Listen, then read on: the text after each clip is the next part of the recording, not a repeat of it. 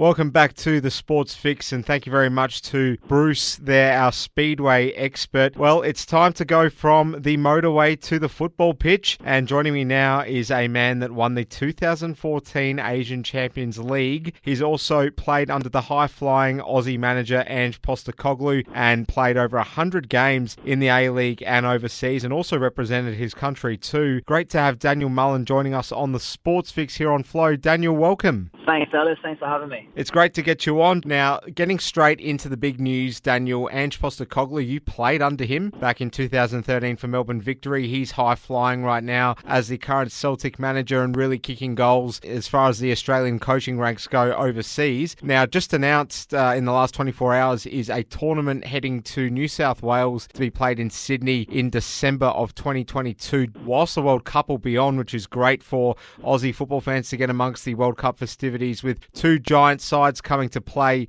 here in Australia, in Sydney. It'll be the first time ever that an Old Firm derby has been played outside of Scotland. So this is absolutely massive. Just how big is it, in your opinion, for the game here in Australia? Yeah, no, it's huge. I've got some, I've got some mates that aren't, the biggest football fans in the world, but they all know the Old Firm derby. So they're already talking about getting tickets for these matches coming up, and they're obviously living in Adelaide. So it's huge. It's probably the biggest derby in the world. If not, it'd be in the top three, 100%. And to have someone like Ange Postecoglou come back, I think we've had a while now where we've sort of, the Socceroos have, they've had a time without him, and I think a lot of people now that sort of, weren't his biggest backers, I think now they're starting to see just how good he was. So it'd be really good to see the reception that he get when he comes back to Australia as well. No doubt at all. And of course, one of your former clubs, Western Sydney, who you won the Champions League with back in 2014, they'll be involved in this tournament. So dare I say, with the Wanderers playing against Ange Postecoglou, who you also played under, could this be a first sort of family holiday idea for you, Daniel?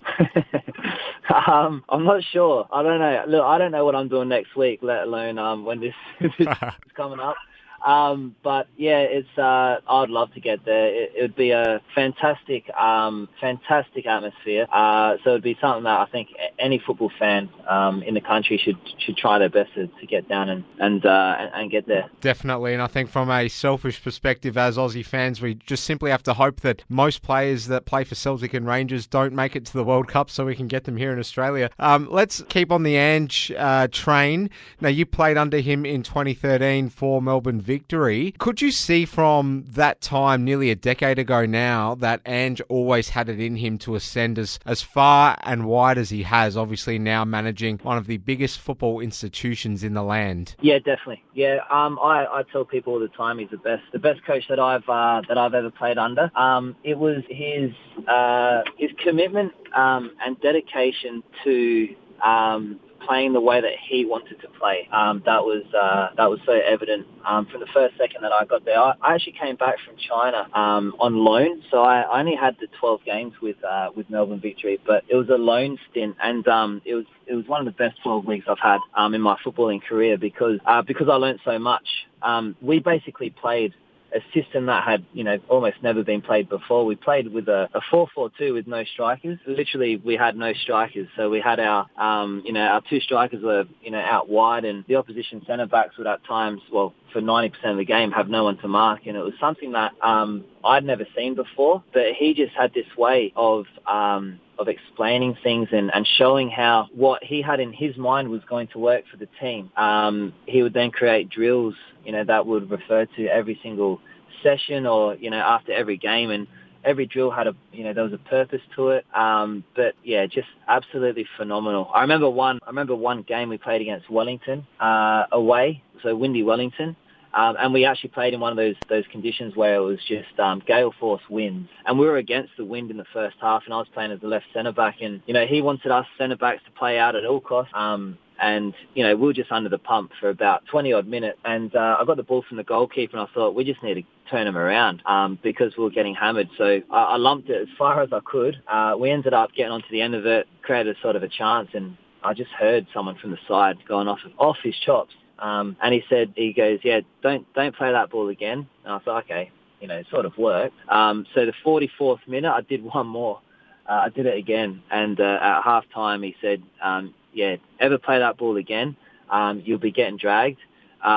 If you play out from the back the way that I want you to play, so he had a very, very specific way that he wanted to play out from the back, and you cough it up and we concede a goal, he said, I'll take that on, not you. So he goes, this is the way that we play, no ifs, no buts. So from then on, I never played another long ball over the top. It was all about playing out from the back, and you can see when teams do it, when everyone's on the same page and they're playing the way that he wants to play, it's so attractive and it's so successful. There you go. And this is something that gets spoken about a lot. There's a lot of people who just kind of assume that that's what Ange's philosophy is, but we've heard it straight from the horse's mouth there. So excellent scoop there, Daniel. Now, I want to focus on the 2014 ACL final, which you played in. You started in the first leg of this two-legged affair. Obviously, the stuff of dreams lifting this trophy. And I dare say with how the Wanderers have kind of fallen away in recent years, people almost seem to forget that this actually happened, but it did actually happen. Western Sydney Wanderers, an A-League club that you're a part of, winning the penultimate continental trophy that is available to any club in the Asian region. So take us back just briefly about how special this was for you. Yeah, amazing. I got brought in, so Tony Popovic signed me from Dalian over in China. Initially, for the first 6 months, only as a Champions League player. So there was myself, Anthony Golek, and Gogo Mabratu. We all got signed just to play in the Asian Champions League with a contract, extension after that to play in the A-League. But we had an outstanding squad. We had about minimum of 2 players in every single position that would be starters in any A-League team, and we're able to use that depth to play well in the A-League. We made the grand final that year and lost to Brisbane, and then obviously to win the Asian Champions League at the same time. Players like Aaron Moy, Shinji Ono, Yusuf Hersey, and then Matt Sporanovic, Beecham, Topper Stanley. It really was like an unbelievable team. To win the Champions League, I honestly can't see an Aussie team in the foreseeable future doing it again, just because of how well we played and how much luck we still had to have on our side to get there. Obviously there was games where we never should have won or drawn them, like the actual second leg of the final. But Ante Kovic pulling off 6 world-class saves, and we rode our luck. We made our own luck, but it was just absolutely phenomenal.